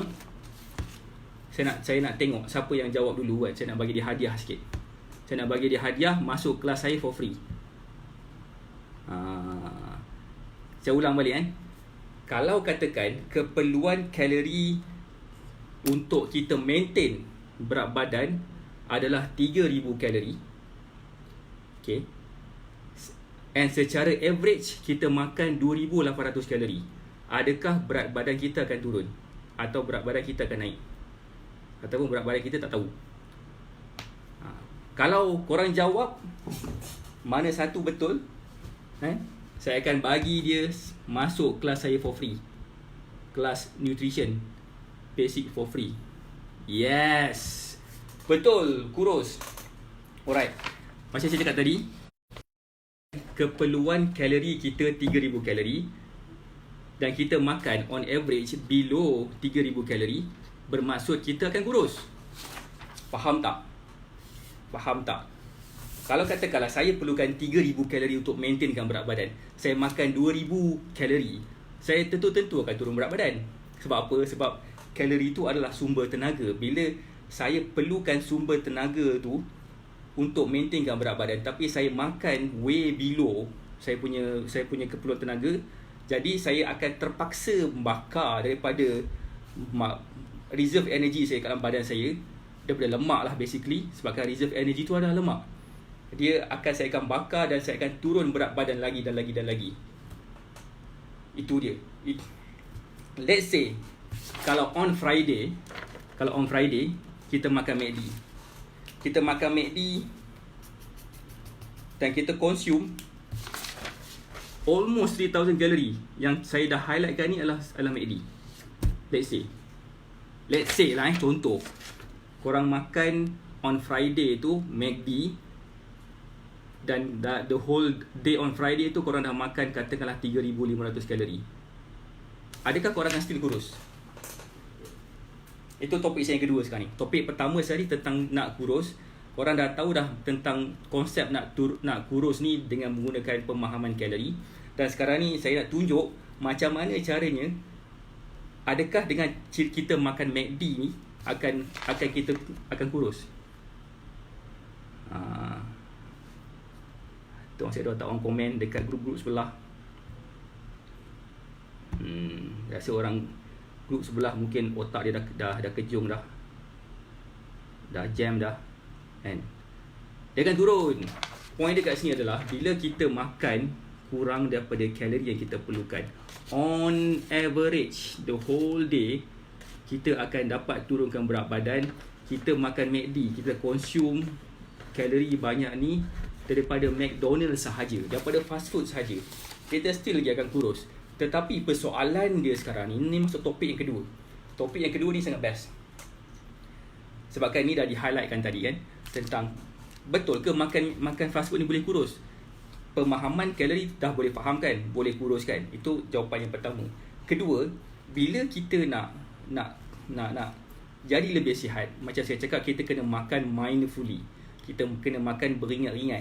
Maksudnya kita kena makan something yang boleh bagi kita turunkan berat badan. Not just about turunkan berat badan, tetapi kita kena pastikan bila kita turun berat badan, kita still akan sihat. Saya punya ratio adalah 80%, 20%. Yang saya selalu suggest kepada kepada klien saya. 80% daripada pemilihan makanan daripada whole food, nasi, ayam, air, apa lagi kan, benda-benda yang whole food, whole meal, oats, roti ke kan. Maksudnya kalau katakan pemilihan makanan yang bukan whole food, macam jam ke, macam fast food ke, boleh juga part of the non whole food punya meal. Macam air cordial ke, coke ke, apa benda semua kan, is part of the non whole food punya meal.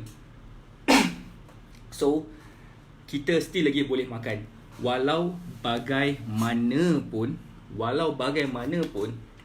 sekira, pernah tak dengar orang cakap too much of something good is still bad?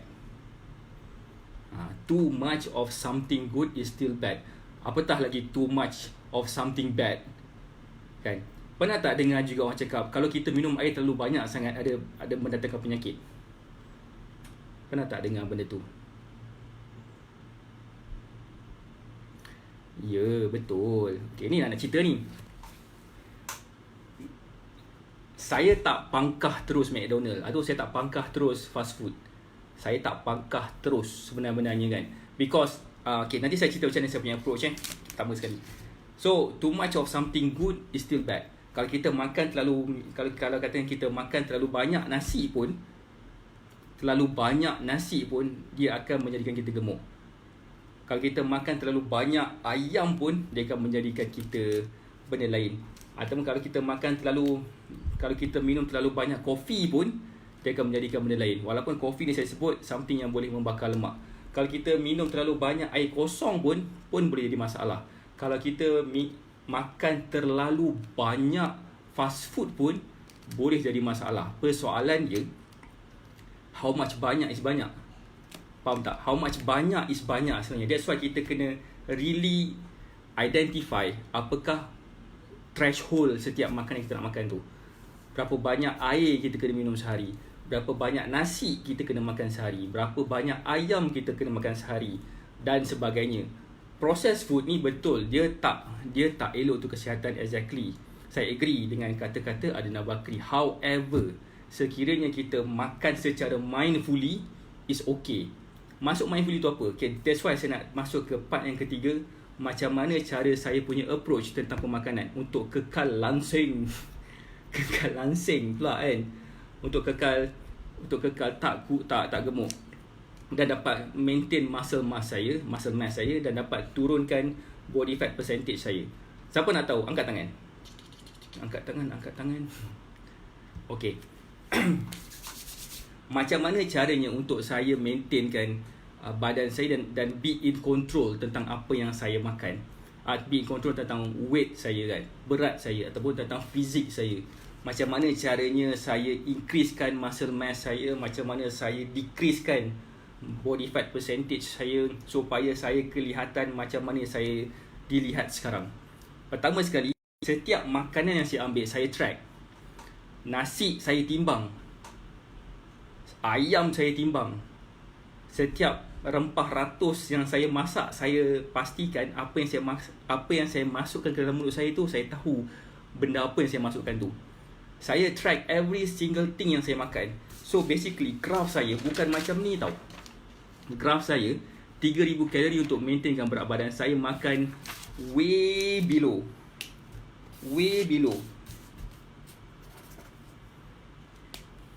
Apa yang saya makan 3000 kalori untuk turunkan berat badan saya makan 2500 kalori sekarang ni. Dan saya dapat makan saya dapat makan kurang daripada kalori yang saya lain kali ni.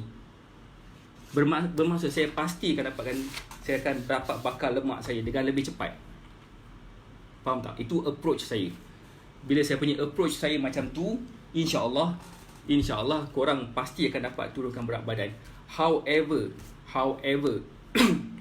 ada hari-hari tertentu yang mana kita akan keluar bersama family, kita akan keluar dengan parents ke, dengan anak-anak ke. Mungkin seminggu tu sekali lah, ataupun 2 minggu sekali, depends. Mungkin sebulan sekali kan.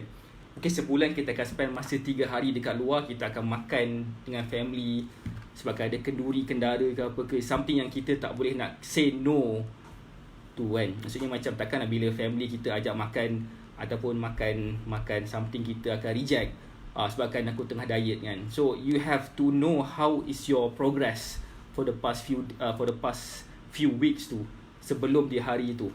Macam saya sendiri, saya tak makan nasi lemak, saya tak makan mi goreng sangat. Saya makan mi goreng tapi mi goreng yang saya masak. Saya tak makan nasi lemak lah basically. Kalau saya makan tu maksudnya saya termakan nasi lemak. So bila saya offer nasi lemak, orang pun dah tahu saya tak makan nasi lemak. So that's fine. Especially family member saya lah. So bila saya dah dapat makan way below daripada calorie need saya sehari sekali sekala kan, saya akan spend masa dengan family ke apa ke. Macam minggu lepas saya keluar dengan bapak mertua saya, kita orang makan dekat Secret Recipes. Saya bantai makan. Saya bantai. Dan sepanjang minggu ni, daripada hari Isnin lepas sampailah ke hari Sabtu, besok saya nak buat cheat day. Besok saya nak cheat day dan saya nak makan McDonald's. Okay. Ada lagi cerita soalan. Tapi fast food kan ada lemak jahat yang susah nak cerna. Mana nak bakar lemak? Okay.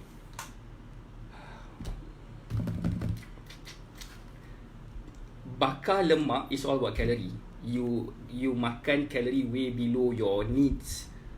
Kalau katakan untuk maintainkan berat badan 3,000, kalau hari-hari you makan 2,500 kalori, definitely you akan bakar lemak. Walaupun mungkin macam saya explain tadi, mungkin akan ada satu hari yang spike lebih daripada you makan kalori tu. Ada benda yang kita boleh makan ekstra hari tu disebabkan hari-hari lain yang kita dah makan kurang daripada keperluan kalori kita. Faham tak? Bila kita makan kurang daripada keperluan kalori kita, ada satu hari tu kita makan ekstra. Saya tak suggest, jangan salah faham, saya tak suggest makan fast food tu hari-hari. Saya tak cakap it's okay makan fast food tu hari-hari, tapi saya just cakap makan fast food pun boleh kurus. Makan kek pun boleh kurus. Minum coke pun boleh kurus, tapi kita kena makan secara mindfully. Kita kena makan secara beringat-ringat. Bukan kita makan secara membabi buta. Kalau kita makan secara membabi buta, definitely akan makin kembunglah perut kita. So, again, for those yang interested, yang nak tahu tentang kelas nutrition yang saya nak buka lagi, yang kedua ni, InsyaAllah saya akan share. Saya rasa topik ni sangat-sangat best. Sangat-sangat best. Saya appreciate for those yang bertanya. Boleh klik dekat link yang saya share, yang saya letak kat komen, yang saya pin dekat komen tu. Klik kat button WhatsApp tu, dan kita akan bercakap tentang kelas kurus RM20. Kelas kurus RM10. Saya tak buat benda ni selama-lamanya. Saya tak akan buat kelas RM10 selama-lamanya. Sebab pertama sekali, saya akan increasekan konten, saya akan tambahkan banyak lagi benda, saya akan involve lagi ramai orang dalam menjayakan kelas ni. Bila saya dapat buat kelas ni, harga dia dah bukan jadi lagi RM10.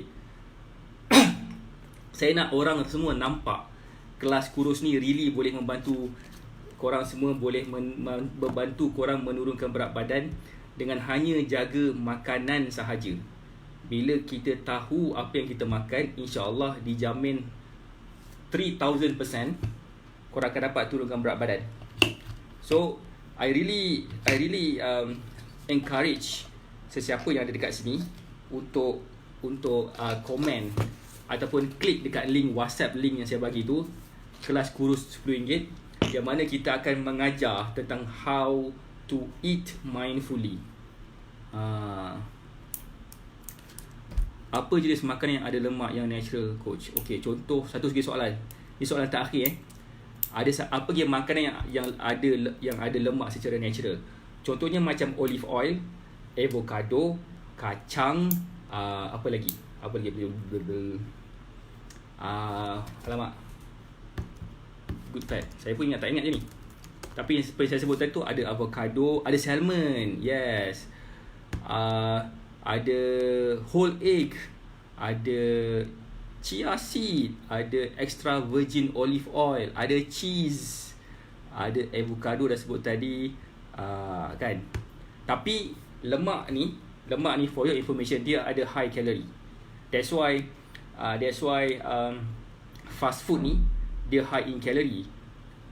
Kalau katakan dalam satu set tu ada fries, ada burger, ada coke, kesemua sekali consumption dia mungkin lebih daripada 1100 kalori. Dan kesian for those yang perlu makan 1200 kalori sehari. Kan? Tapi betul ada sesetengah lemak dia lambat nak dicernakan, especially lemak yang saturated, lemak tepu. Lemak yang saya sebutkan tadi tu adalah lemak yang tak tepu, unsaturated fat. Bila lemak yang unsaturated fat, dia lebih mudah untuk dicernakan berbanding dengan saturated fat, lemak tepu.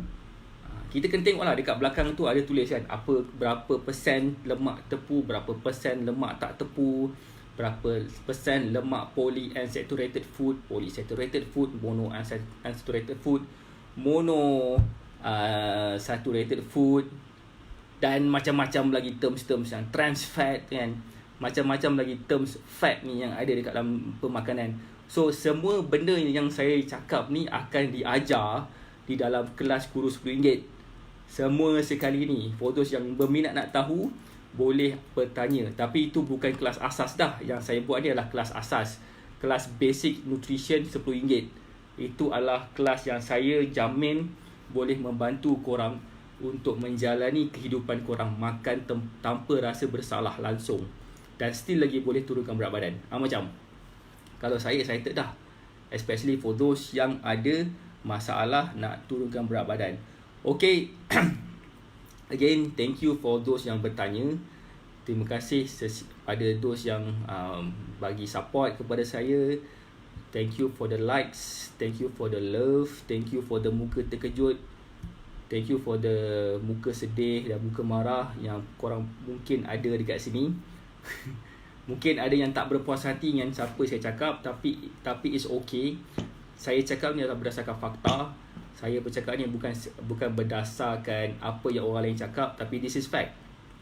And this fakta ni adalah apa yang saya belajar juga daripada coach-coach saya yang lain, daripada buku yang saya baca dan trusted links daripada internet, yang bukan saya cakap ni secara sobrono sahaja. And yes, tujuan saya simple. Kalau korang kenal saya ni buat consistent life hari-hari adalah untuk membantu mereka yang ada masalah berat badan. Saya nak tengok Malaysia bukan lagi negara yang paling obese sekali di Southeast Asia, tetapi sebuah negara yang paling fit sekali, dan itu adalah wawasan tahun 2030 saya. Bunyi macam poyo, I'm not a prime minister, but I am Syaharudin yang boleh membuat sesuatu extraordinary with the help of you guys. Dengan support yang korang berikan kepada saya hari ini, really membantu saya, membakar lagi semangat saya untuk put a fifth gear di dalam saya punya saya punya matlamat saya, untuk capai matlamat saya, apa yang saya nak buat. Dan saya nak jadi someone yang boleh membantu korang, sebab itu adalah kepakaran saya, membantu orang untuk menurunkan berat badan. Kepakaran saya juga adalah membantu korang daripada korang mungkin ada perasaan kurang yakin, rasa rendah diri, rasa macam terhina dan terpinggir di kalangan kawan-kawan korang, yang mungkin ada rasa body shaming disebabkan bentuk badan yang korang tak suka tengok kat depan cermin tu. Bagi saya peluang untuk bantu korang, bagi saya peluang untuk saya dapat berinteraksi dengan korang, dan bagi saya peluang supaya apa yang saya bagi itu nanti korang follow, supaya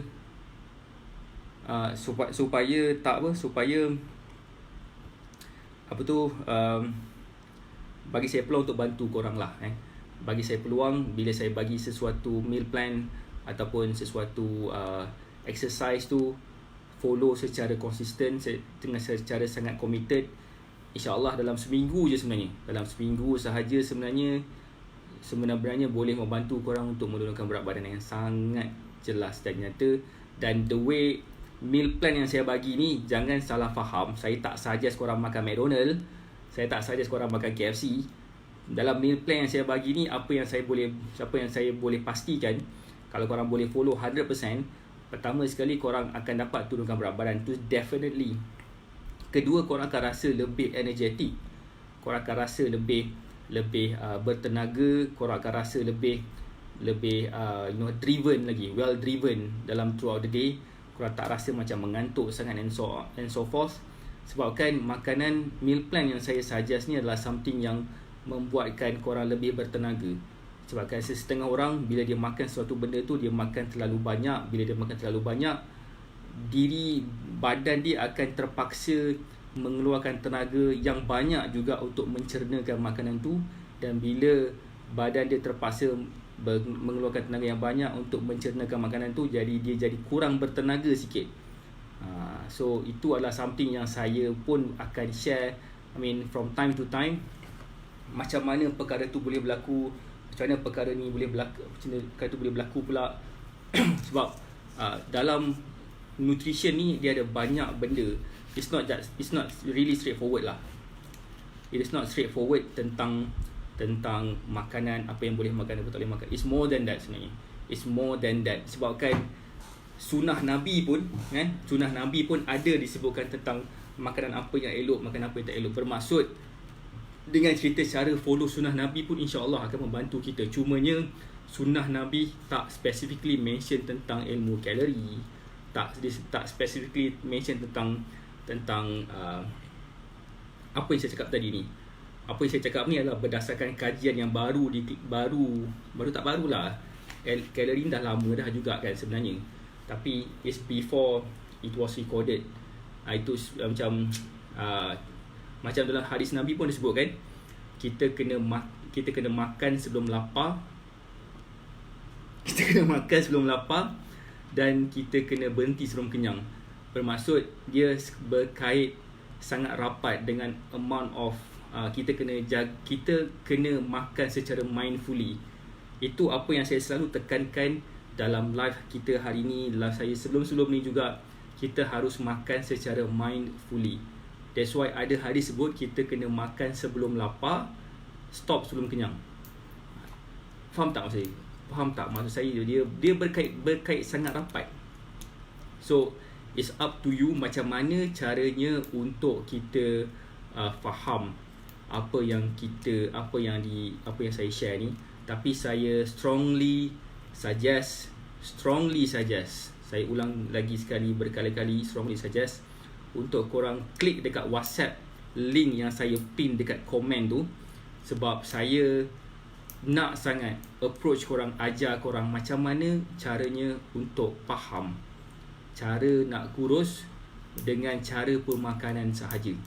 Sebab kelas ni adalah kelas sangat-sangat basic, sangat-sangat basic lah basically. Tapi basic pun it is impactful. Dia memberi impact yang sangat tinggi juga kepada banyak orang kalau korang betul-betul boleh follow apa yang saya ajar tu.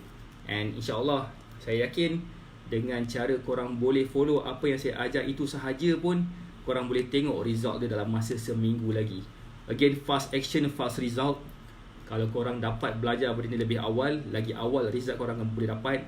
Dan bila korang dah faham that particular topic, kita boleh go to the next topic yang lebih mudah lagi. Sebab saya akan gunakan banyak bahasa-bahasa atau banyak jargons yang saya akan sebutkan dalam next punya coaching lagi kan. So that's all for now. Thanks for spending time with me for like around 2 hours dah. Saya pun terkejut saya buat live selama macam ni. Saya tak boleh expect in my wildest dream buat live selama almost 2 jam. Saya baru je lepas tengok video tentang marketing, tentang leadership, Di samping itu saya tengok juga bola Real Madrid lawan Espanyol, bernasib baik menang 2-0.